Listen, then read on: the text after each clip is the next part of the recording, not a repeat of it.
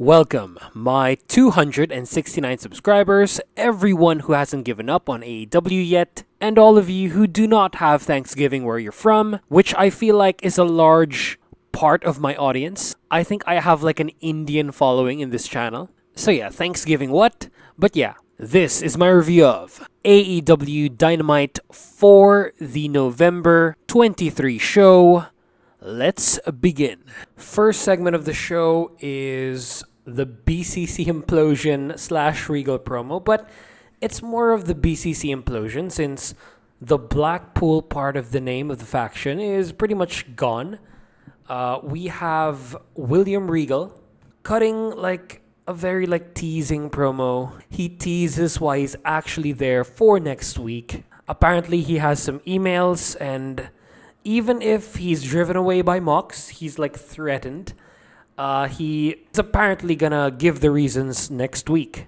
Or MJF might continue that, but the main meat of the segment is just Drama Jones because Jon Moxley comes out presumably to destroy William Regal, get payback, whoop the ever-living shit out of him. But Bryan Danielson, the person who's maybe closest to William Regal in the entire faction, stops him. And this was actually very well acted and pretty substantial. He cut a touching promo about his father, comparing him to Mox, also about their kids, but the crowd has none of it and chants bullshit all over him. This has to be the most disrespectful thing that the Chicago crowd has ever done. But yeah, dude speaks his heart out in promo form, and then the crowd just shit all over him. I went from emotional to just smiling from ear to ear. I love what they were trying to do here. And then Danielson gets on his knees, but eventually has to make way. But before Mox does anything, he channels his anger. He tries to control it. He does the mindfulness thing, takes deep breaths, shakes up the ropes, and then tells William Regal. He gets up to his face and then he tells him to run. Pop, pop, pop, pop, pop. Bray Wyatt style.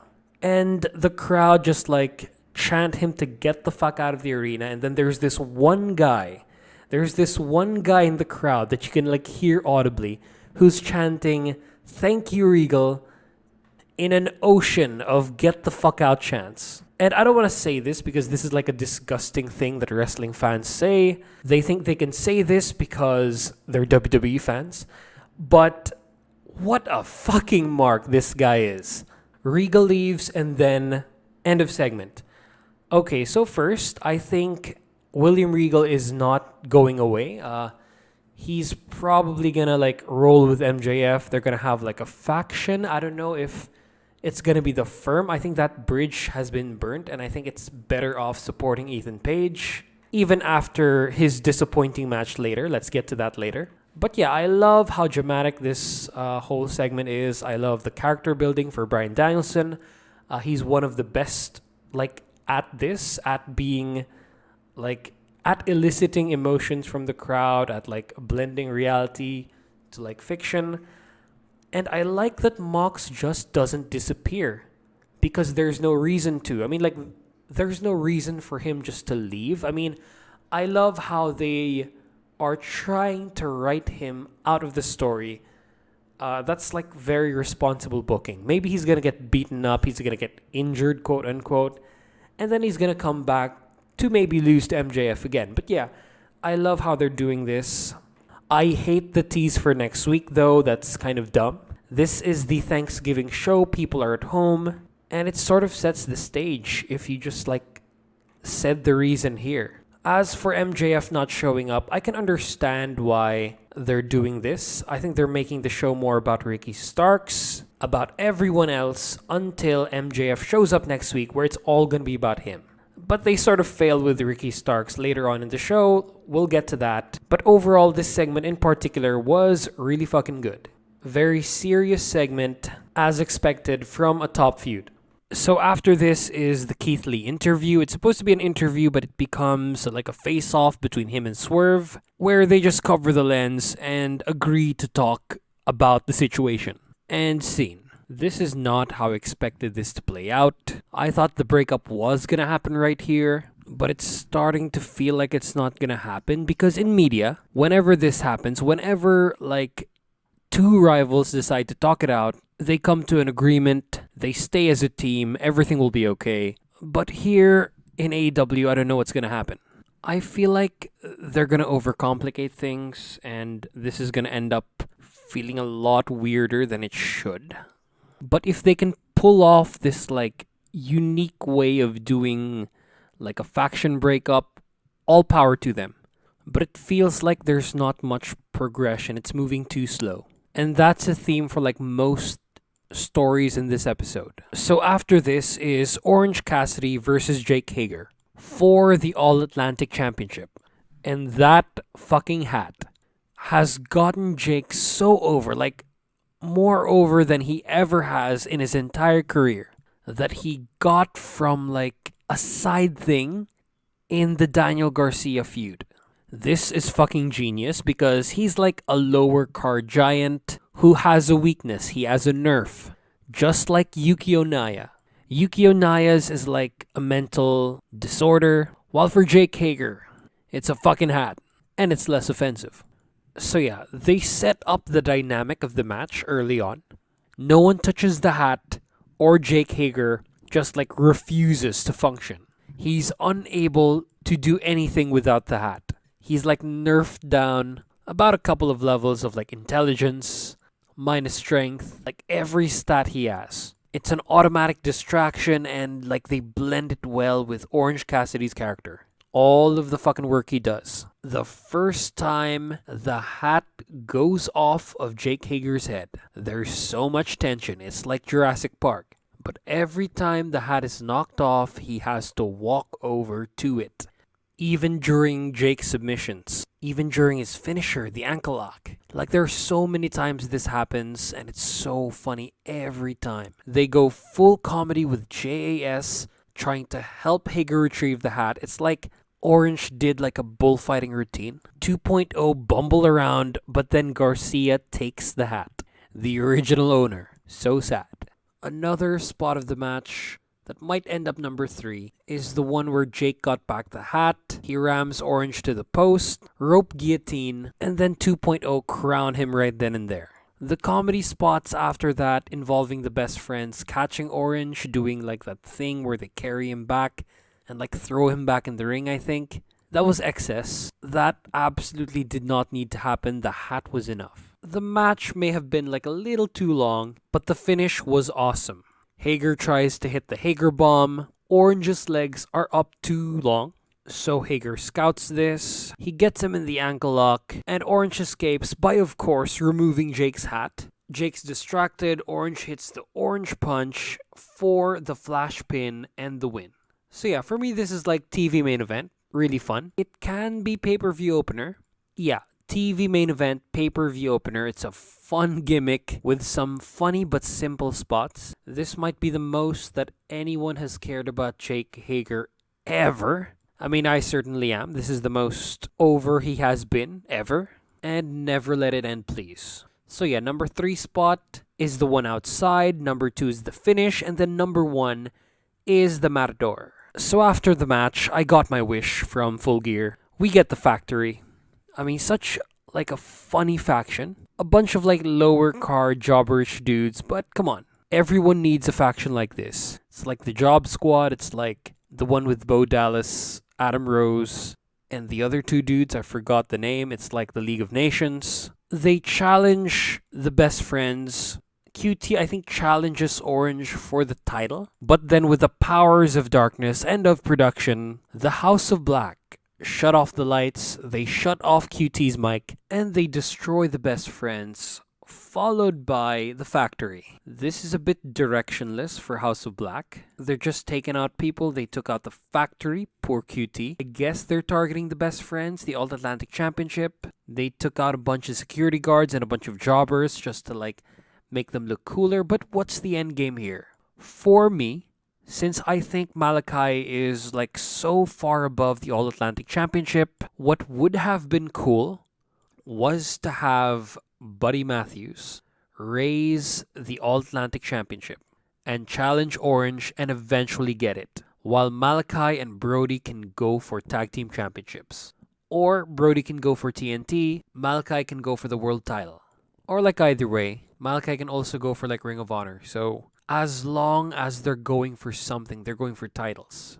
Or Malachi and Brody, since they're like a tag team in the indies, they can go for the tag team championships. They could be an obstacle that FTR cannot go through. But yeah, glad to see these guys back as a complete unit. Hopefully fucking Tony Khan does something with them. And the trios titles are not enough. So after this is more of like a post-match reactions for Jungle Boy. Again, running theme with the show, there's not much story progression. It's just like the fallout from Full Gear. It's not even like a live segment. It's just like a video package from Full Gear. It's just like Jungle Boy's post-match promo. He shows Luchasaurus respect, but declares victory. Next up is Christian, but again, no story progression here. So after this is Ethan Page versus Ricky Starks for the finals of the AEW Championship Eliminator Tournament. This is the match that pits two of the pillars of the company against each other. I've dubbed them as MJF replacements in case he leaves. But this match shows that they're not good enough. At least yet. They need the reps. And in the ring, MJF is like so much better. He's a better storyteller. In promos, they're pretty close. But in the ring, as MJF has proved with Wheeler, as he's proved with Mox, he's just the perfect balance. Because in this match, Paige and Ricky show that their previous matches were only good because of the opponents they were paired with. Some amazing in-ring workers like Brian Cage, Bandito, Eddie Kingston. Lance Archer is more of the spectacle, but that brought out more drama than this. This was like an Attitude Era mid-card match that's so fucking slow, that's actually like devoid of tension because there's so much like rest spots, there's like so much taunt spots. This doesn't feel like a main event. It doesn't feel like a finals of a tournament. It sucks. This was honestly a chore to watch. This might be the worst match of the show.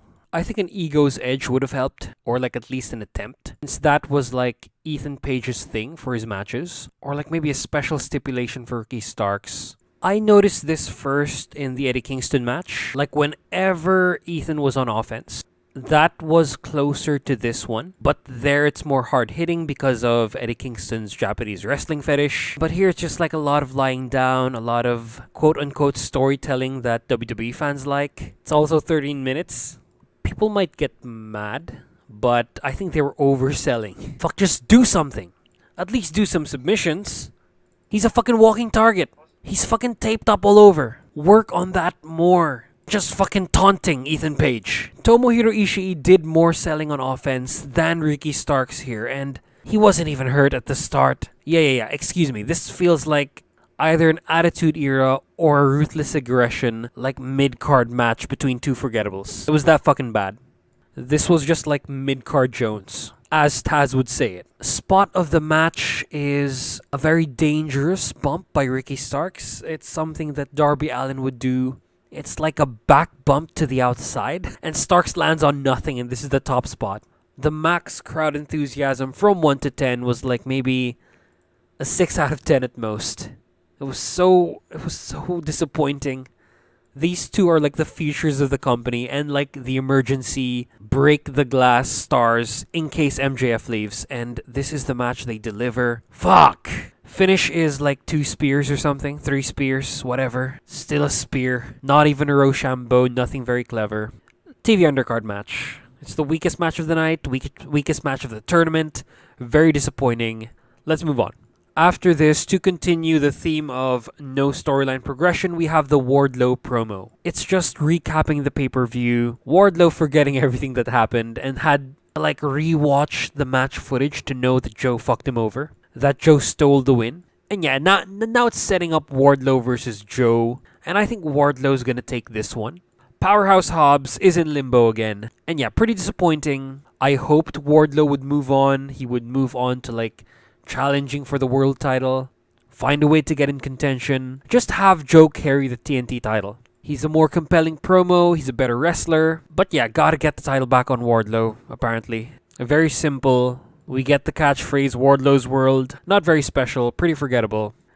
Definitely not segment of the night. And then after this is the fucking worst segment of the night. It's the Jade Cargill and Bow Wow encounter that I saw on Facebook, and I already knew that this was gonna be shit. It's some stupid popularity grab bullshit, trying to leech off like a C-list celebrity like Bow Wow, who I know from like Mike. Nothing much after that. And then Jade Cargill like looking for challengers and firing Kiera Hogan. But thankfully Mark Sterling is here. Very entertaining. She's back with Sterling. At least he can make this more entertaining than it is. But who's next, honestly? Like Sheeta? Is Sheeta gonna lose to Cargill? I mean, yeah, it might end up as Jade's best match, but come on, Sheeta should be losing to better people. Kiera Hogan, I don't know why she had to leave the baddies. She was like perfect there, but if they can do something with her, something substantial, that's better than just being like Jade's henchman, I'll be okay with it. But the direction this title is going, I think it's hit its peak. Nyla's the big bad. Everyone else is like a lateral. Don't care very much about this title. Let's move on. So after this is the Elite versus the Death Triangle, with their second match of the Best of 7 series. This started as pretty much what I expected. It started out as like the same match they had at the pay-per-view. Some devastating stuff, like right away with some synchronized moves. I thought it was going to be the pay-per-view match, but more compact. But instead, it was pretty much a storyteller. They worked on Pac's face initially. The Elite wrestled heel because of the incident, and then they went in a very interesting direction that turned the crowd against them completely. And that was mocking CM Punk, as well as Ace Steel. They dedicated about 5 minutes to this, and it was amazing television. I enjoyed this match more than the one at the pay-per-view, because they fucking reenacted some parts. They did some CM Punk taunts, and Kenny even hit a GTS. So they did stuff like CM Punk failing to do the buckshot, the go to sleep taunts, followed by the attempted Terminator tope that's countered into a cutter by Rey Fenix, which is one of the top spots of the match. Kenny does the bite, he bites Pac. They also wrestled super obnoxiously, like more than usual, as like they were also like playing up to the audience. They were healing it up hard. Pac was in the ring for like most of the time and took all of this. He was the main whipping boy, I think. And I feel this is so petty, but so fucking funny. As someone who's partial to the Elite, this was it. This was my kind of entertainment. It's very good storytelling, but pointed at the wrong direction, but it's funny, so it's okay. The crowd is sort of like half and half, the Elite and to Punk.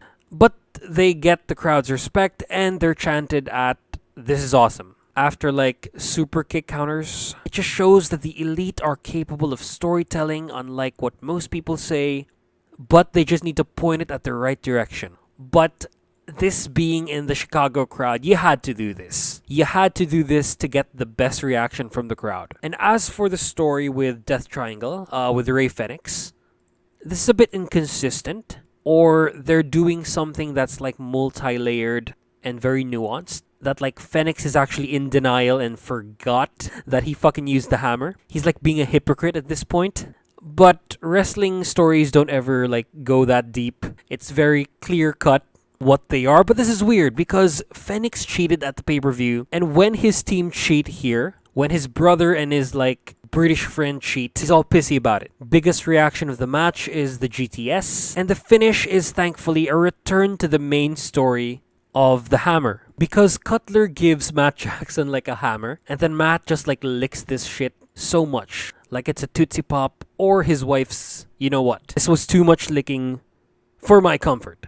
He's so distracted, just like with Jake Hager and his hat, that Penta grabs another hammer hidden from somewhere in his like clothing, and then he hits Matt. Pac pins him for the win. Fucking great match. The end should just be like a hammer fight, like a gang war all over the arena would be awesome. So yeah, first match of the series is PWG, second is storytelling. I'm so excited for the continuation of this, but I'm still having my doubts. This might lose steam, but I'll enjoy it as it is for now. I just hate that it's gonna take till next year to crown a champion. So yeah, Death Triangle are up 2-0, and then the best spots of the match are all of the storytelling, fallout from All Out Brawl spots that a lot of detractors would fucking hate. So yeah, can't wait for the ratings, can't wait for the reactions. After this is the women's title stripping. That might sound wrong, but finally, Thunder Rosa drops the title. This should have happened right after the announcement that she was injured. So the title is stripped, and retroactively it's announced that Toni Storm is recognized as a women's champion, and Jamie Hayter is like women's champion. There's no interim anymore. It's been too long that Thunder Rosa's been out. I don't even think she's coming back anymore. There might be like a fight there. This sucks. This situation sucks very much. Thunder Rosa's reign was shit. Toni Storm's was probably worse. But finally we have it on someone who's over and someone who cheer for, like automatically whenever they're in the ring, and that's Jamie Hayter. But they put Thunder Rosa over. They tried to keep good relations with her. Don't know how this is going to turn out, but we finally fucking have a women's champion. So after this is the Jamie Hayter and Britt Baker versus Willow Nightingale versus JAS. So Caesar planted for Britt and Jamie's feud, with Britt like cutting her off and cutting the promo for her. There's not much resistance from Jamie. I think like she's used to this, but eventually something has to give, and this is the start. Maybe at the next pay-per-view, about like 3 months from now. But this match was so random. Like Jamie just won the title, and you're gonna put her in a 3-way tag match? I believe it's just to put people on the card, but they just win. They don't even like have the next challenger win. The match was pretty much carried by Jamie, Britt, and Willow. Sky Blue was the show stealer, while Anna Jay and Tay Mello were their usual selves. They wrestled heels, and they spent the longest time in the ring out of all the teams. And this was a mistake. Britt and Jamie are literally there, and it feels like they just went for the pin and the win. But yeah, the heel versus heel interactions were cool. Everyone worked their butts off, and I was more entertained than with the Ethan Page versus Ricky Starks match. Best part of the match, honestly, was with like the Sky Blue and Willow Nightingale versus Britt and Jamie. But we don't get enough of that. Spot of the match is a sunset flip powerbomb on Jamie. But then the finish happens. Curb stomp by Britt. Jamie pins her 1, 2, 3. So yeah, TV undercard, but a lot more entertaining. So after this is FTR versus Top Flight, the promo. It's a lot of nothing. It's FTR giving Top Flight a title shot. Finally, Top Flight are back. They don't have a snowball's chance of winning. Their promo also wasn't very good, but the match is gonna be good. But I've seen spoilers, and it looks like Dante is injured. Fucking shit. These two dudes, these two brothers just can't get a break. I guess they should push Darius, build him up like they did Dante, while Dante is out. It's unfortunate. Thankfully, they're like pretty young.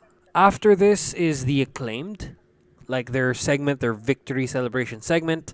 The opening rap says it all. They're looking for new challengers. They list out a bunch of teams, and one of the teams they listed out uses them being mentioned as a cause to challenge the champs. And it's Jeff Jarrett, Sanjay Dutt, Satnam Singh, and Jay Lethal. They take offense to this. They do cut a good promo, and the crowd chants TNA sucks. And I'm glad they used TNA because Impact Wrestling does not suck. They have a better women's division than AEW. They have a fucking awesome champion in Josh Alexander. Even if some other bigger YouTuber says that he's shit, go fuck yourself. He's the second coming of Kurt Angle. And they have fucking Mike Speedball Bailey. Great company, just needs to like keep their talent. What was wrong with this is just that there's no like in-ring counter. It's just like video promo, live, throwing insults and threats, and then the Acclaimed scissor daddy ass. Celebration, and then end of segment. It's okay. Bit disappointed with the next opponents. Could have been FTR, or it could have been the Kingdom, or the Ass Boys again. But yeah, Jeff Jarrett and Jay Lethal. It's probably going to be a slow match. It's going to be like so far away from quality compared to Swerve and Our Glory, but we'll see what happens. And finally for the main event, Chris Jericho versus Tomohiro Ishii. So this was the match set up at the pay-per-view. I know it's supposed to be like a cool fan servicey move to bring in the New Japan guy, but honestly, Ishii has been played out so much. They bring him in for everything, and he's pretty much lost his wow factor with me. I think most of the fans. I'm at the point where Ishii is just another member of the roster. He never wins in AEW. He rarely wins in New Japan. He's like pretty much a New Japan dad who can put on great matches. And yeah, I was not expecting much from this, but it turned out to be a banger. The match was what you expect from Ishii. It opens up with a slap fight. It goes on for a bit too long. Ishii starts missing, and then it becomes apparent, of the story of the match. It's just pretty much one-upsmanship. A lot of chopping. Most of this match was a lot of chopping, but then something interesting happens with the chopping. Because Jericho's chest fucking bleeds. The visual is so fucking good. The match, still, is just pretty much chopping. It does pick up pace when Jericho fucking DDT spikes Ishii into the apron. Great sell by Ishii. He does a head spin. Match reaches a new dimension with some lariats, some exhaustion spots, and some delayed sells. Like when Ishii just falls down in front of Jericho, and Jericho goes for the Lion Salt, yeah, that's what it's called. Another top spot candidate is a code breaker by Ishii, followed by a hard lariat near fall. The finish, I don't know how to feel about this because Ishii's Enziguri is countered, he's Walls of Jericho, Lion Tamer, tap out. Nothing too spectacular. So yeah, number 3 spot is the Ishii code breaker. Number 2 is the blading of the chest and the visual of Chris Jericho's chest bleeding. And number 1 spot is the apron DDT. So this is a TV main event, pay-per-view undercard match. Was pretty unique, a bit repetitive, but fun. It's the second best match of the show. Post-match is a bit disappointing since we just get Claudio again. Claudio versus Jericho, second singles match. And please, for the love of God, have Claudio win. The title should be with a fucking wrestler who can hold up in the ring. Who can carry matches and does not have to depend on anyone. And, by the way, you can put Chris Jericho in more substantial segments now for the AEW Championship against MJF. Time to revisit that feud. Let Claudio run with the ROH title. It's probably going to be main eventing the pay-per-view, the Ring of Honor one. I won't be doing a review for that unless I get to see the card. But yeah, feels like AEW is taking a holiday, so I think this episode was a bit average. Hopefully next week they go back on track, but this literally feels like they were coasting. Just an aftermath episode. Not much urgency.